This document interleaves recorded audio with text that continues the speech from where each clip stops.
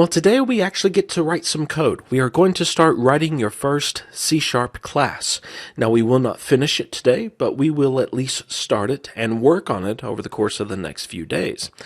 Now, we can create a C# code file very easily. All we have to do is right-click where we want to put that file.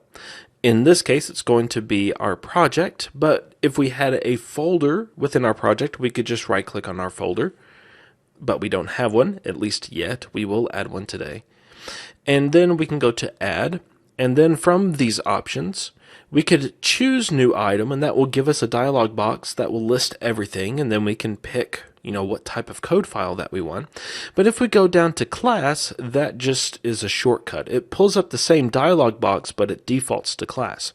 Now, we usually always want to put a single class inside of its own code file. That just makes things a little bit easier to maintain, especially with a project with many, many different classes. But we can define a class just basically anywhere that we want, as long as it is a C# code file, and as long as it's not within another class's method. But we can define a class inside of a class if we wanted to. But we're not going to worry with anything like that today. We are just going to create a simple class. So I'm going to choose class here. And you can see that class is automatically defaulted, and it's automatically giving us a name for our code file. We want to name our code file to match the name of the class, and we are going to write a class called person to represent an individual person. So we would want to name this file person, because that just makes it easier if we know that we want to do something with the person class, make some modifications to it or whatever. If we have a file called person, then that makes it really easy to locate that class and get into the file and start working. So I'm going to name the file person and click Add, and this will create a class file for us. And Visual Studio automatically created a class for us, class person. Now, yes, that is extremely easy, but we are doing this to learn, so let's get rid of everything here, and then we'll just go through it piece by piece. You define a class with the class keyword, CLASS, and you can see IntelliSense is automatically giving us that, a space, and then the name of the class, person. Now, in the .NET framework, it's convention to name your class with an uppercase letter. So while it's perfectly valid to create a class with a lowercase person, that doesn't follow the convention. And convention isn't rules, but it's always good to follow conventions. Now, the convention is to use Pascal case. And that means if you have multiple words that you want to use for the name of your class, then you would use a capital letter for each of the beginning letters of the different words. So instead of person, if we wanted to have a class called person of interest, we would capitalize the O of and the I of interest, and that is Pascal case. There are other casings that we use in C# and .NET, which we will cover whenever we come across those. Now, the only other thing we need with a class definition is the opening curly brace and the closing curly brace. It's a block of code that anything we define or put inside of that block of code is going to be considered part of the person class. So any method, any property, anything that we put inside of this block of code is going to be part of the person class. Whenever you define a class, you want to put it in a namespace. A namespace is just a naming container. It protects your class from a naming collision with another class, because we can have multiple classes called person, but as long as they're in a different namespace from one another, then there's no confusion as to which person class we want to use. It's a lot like our first name and last name. My name is Jeremy McPeak, and there are a lot of people with the first name of Jeremy, but it's my last name that kind of sets me apart, and there are other Jeremy McPeaks, but for the most part, if you were to go to any of my friends, and I grew up with 3 Jeremys, and if you went to one of our friends and said, "How's Jeremy doing?" they're going to ask, "Well, which Jeremy are you talking about? I know 4. But if you say, well, how's Jeremy McPeak doing? Then that person knows, hey, I know who you're talking about. I'm going to answer your question. So a namespace is just a way that we can prevent naming collisions with other classes of the same name. And a namespace is really easy to create. You just type the word namespace, and you can see that IntelliSense is just giving us namespace. And then we just need a namespace. Now, typically, you'll want to use the namespace of your project. So, my first project. And then there's a set of curly braces.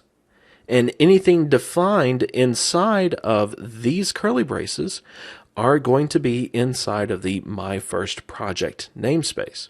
In fact, let's look at program.cs, and we can see the same thing. We have namespace, My First Project, and then there's a class called program that is, the actual program that resides within that namespace. So the class program and the class person are both in the same namespace.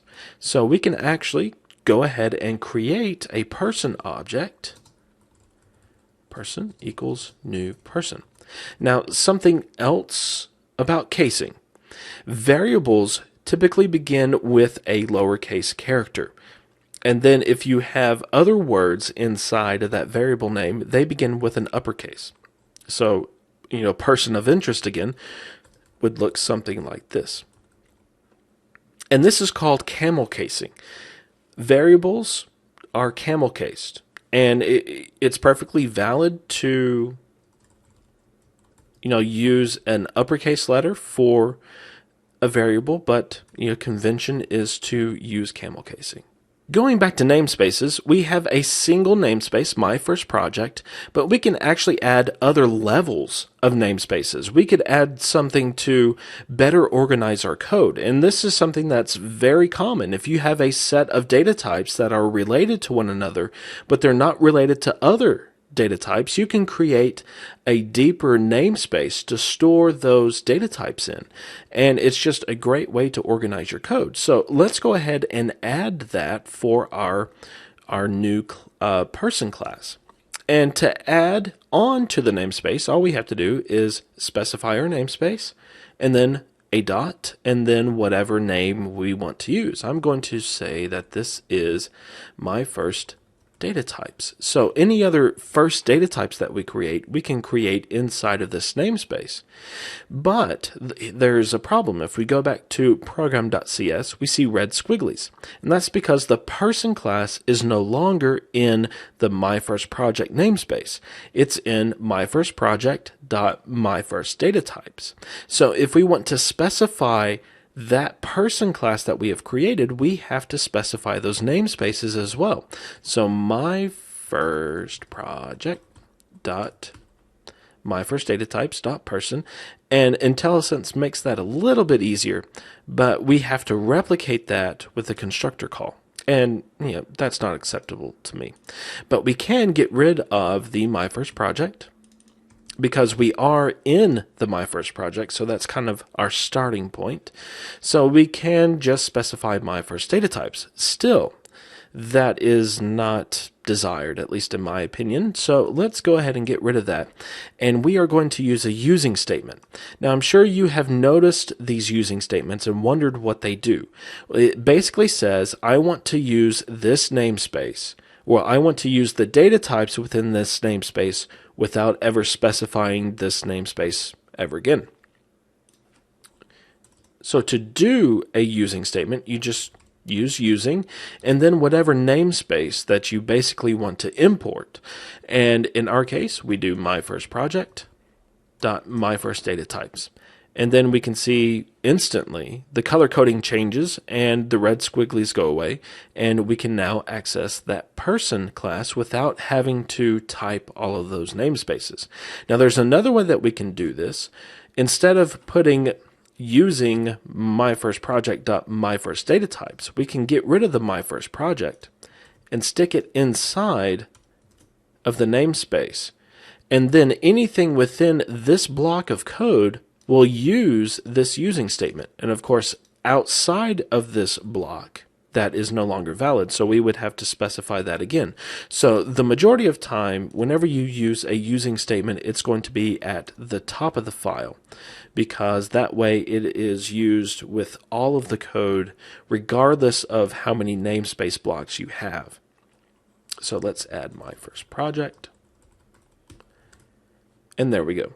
Most of the time, we are not going to write a class from scratch. We are going to add a class file to our project and let Visual Studio create everything needed for that class to survive. And that is the file for that class, the name of that class, and Visual Studio can also create the namespaces for that class. Just like we use namespaces to organize our code, we can use folders to organize our code files, and Visual Studio will pick up on that and generate the namespaces based upon the folders that our files are created in. So let's go to our Solution Explorer. Let's right-click, Add, and then Folder. And then we are going to create a folder called My First Data Types. Press Enter, and then we will right-click on that folder, Add, Class, Person. And then Visual Studio has created a C# code file for us. It has our class person. It also has the namespace automatically set for us.